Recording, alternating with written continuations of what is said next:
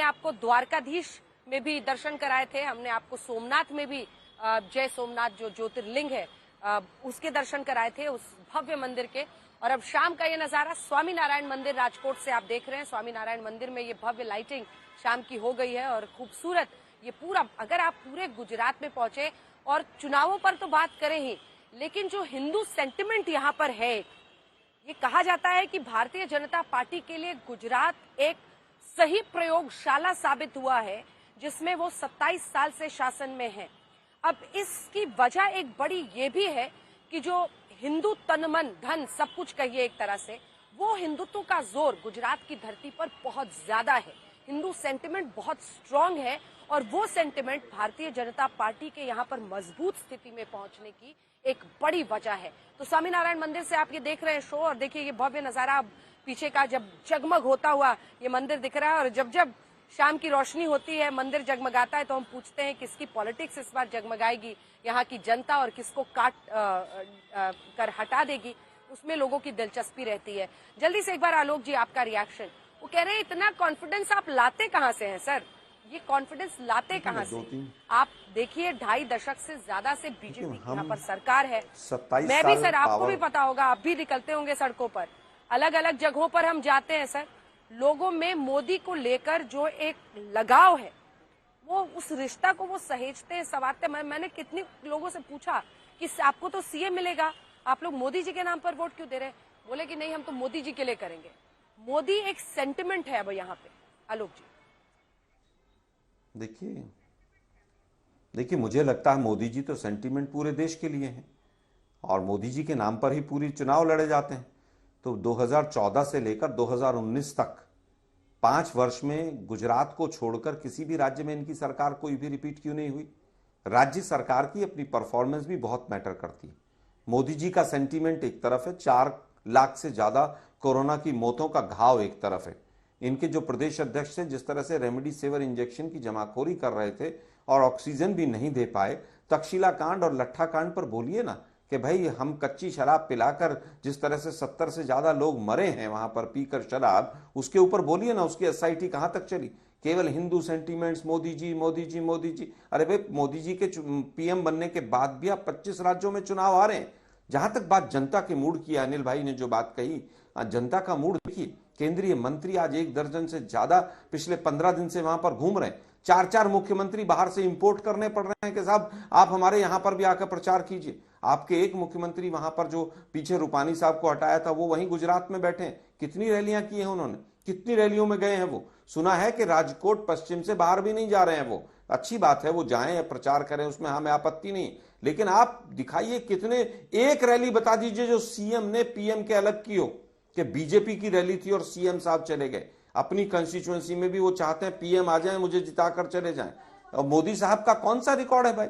6.5 करोड़ लोग भुखमरी के इंडेक्स में नीचे चले गए, बीपीएल से भुखमरी इंडेक्स में हम नीचे चले गए। पेट्रोल और डीजल कहां पहुंच गया? 50 वर्षों की बेरोजगारी सबसे ज्यादा हाईएस्ट है देश के अंदर। उसके बाद भी आप मोदी साहब कह रहे हैं। वो चीन यहां पर लाल आंख दिखाकर हमारी भूमि पर कब्जा करके बैठा है। कौन सा रिकॉर्ड मोदी साहब ने बना दिया? अनिल पटेल जी, जिस राजकोट में मैं खड़ी हूँ, 8 सीटें यहाँ पर है, 6 पर आपने पिछली बार जीत हासिल की थी। एक और विधायक जो कांग्रेस के थे आप में आ गए, तो 7 वर्सेस 1 है। यहीं से प्रधानमंत्री नरेंद्र मोदी भी जब पहली बार विधायक बने, अगर मैं सही हूँ, राजकोट से ही उन्होंने चुनाव लड़ा। विजय रूपाणी भी यहीं से लड़कर मुख्यमंत्री बने। लेकिन वो कह रहे हैं कि अब मौजूदा जो मुख्यमंत्री हैं उनको अपनी सीट के लाले पड़ रहे हैं। वो भी चाहते हैं कि पीएम मोदी वहां भी जाएं और उनको भी किसी तरह से वहां पर जीत दिला दें। क्या इस बात में दम है? मुझे लगता है अंजना जी, आलोक जी के पास सच्ची इंफॉर्मेशन नहीं है। गुजरात कांग्रेस की यही दिक्कत है कि उनके पास कोई माहिती नहीं होती है।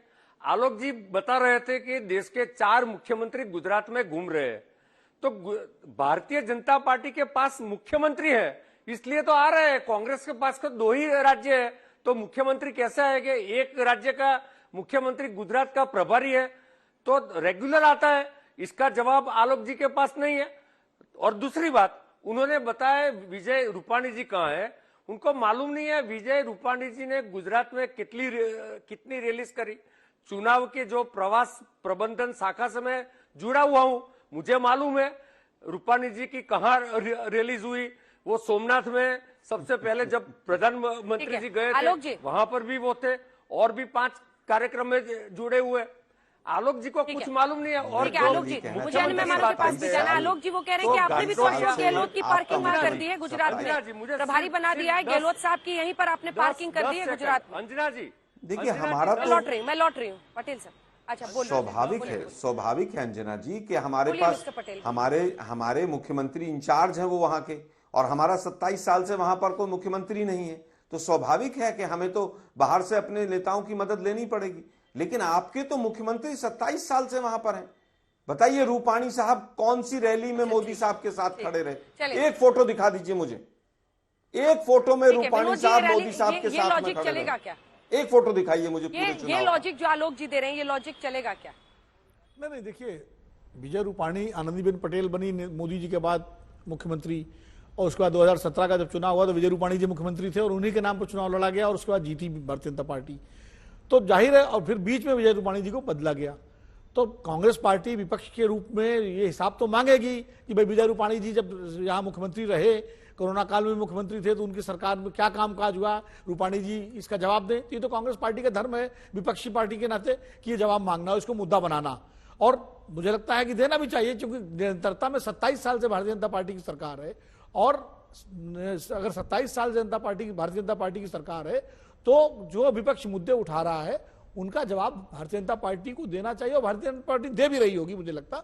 लेकिन तमाम सारे मुद्दे हैं जो आज भी गुजरात में इश्यूज हैं, चाहे वो किसानों के मुद्दे हों, चाहे वो बेरोजगारी का मुद्दा हो, या उद्योगों के, छोटे उद्योगों का, मझोले उद्योगों का मुद्दा हो, सारे मुद्दे तो हैं गुजरात में। गवर्नेंस को लेकर भी कई मुद्दे हैं, और इसीलिए शायद 2-3 मुख्यमंत्री बदले गए मोदी जी के बाद। मोदी जी तो लगातार लगभग 13.5 साल मुख्यमंत्री रहे, और उसके बाद पिछले 5 साल में जो है 9 साल में 10 साल में, अब तो 10 साल हो जाएंगे, कितने मुख्यमंत्री मतलब बदले गए।